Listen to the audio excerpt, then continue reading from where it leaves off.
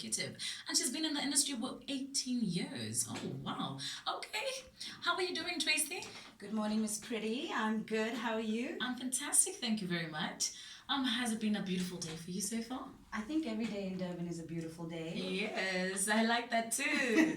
I believe you are going to be telling us a little bit about property. Yeah. Okay. Yeah. Let's just first and foremost, like for me, it's been always difficult. Well, it's something that I've always considered.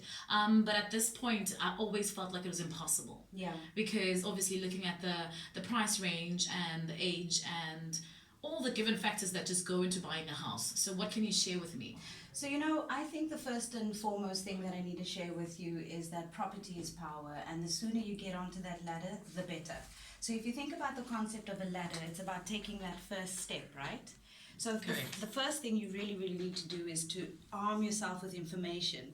I've heard people say that I don't think I earn enough money, but did you know that the average person who actually buys property earns around 27,000 Rand per month as their gross?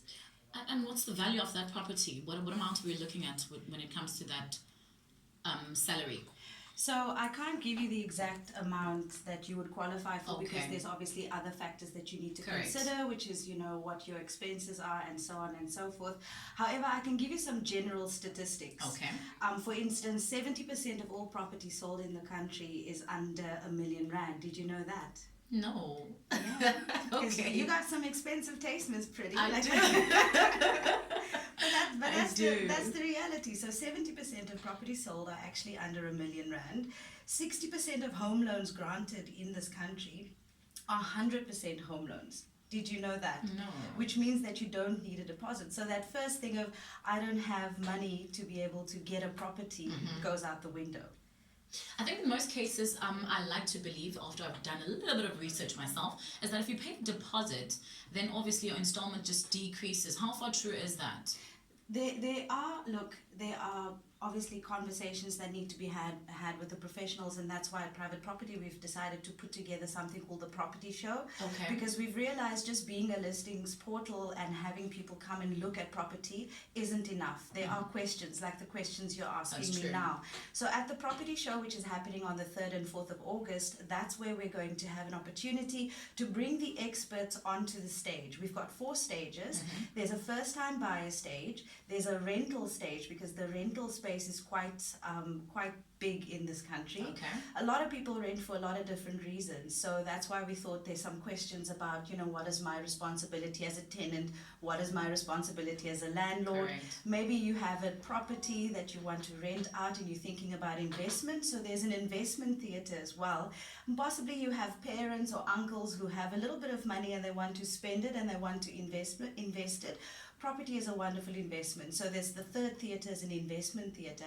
And this time, for the first time, because this is not the first time the Property Show comes to Durban, but for the first time we're going to have an auction theatre. Oh, yes. Well, now you're giving away too much about the show. We're getting to the show. Let's talk about auctions. Is it the best thing to do, or is it just going straight to actually buying a property, or is the auction a better option? And I also wanted to touch on rent. Yeah. Like, what is your question about rent? Okay, so let's start with rent. Is it a good idea to rent, especially for like the first 3 years before actually buying a property, or would you just advise that someone just go straight into buying a property without going through the rentals? I think it's really dangerous to make a big life-changing decision like buying a property, buying an asset of this enormity without making making sure that you have the right information to be able to make that decision. Yes. So in the past, people have been talk about rentals as if it's a bad thing. Oh, you're renting, that's a bad thing. No, not necessarily.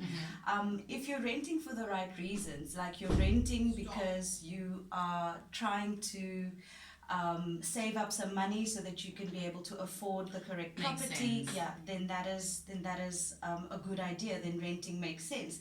If there's a change in your situation, like you're moving to a different city, like I'm moving to Durban from Johannesburg, I'm not just going to go in and buy a property immediately because it's not necessarily, I don't have enough time to look at the suburb, to look at the communities.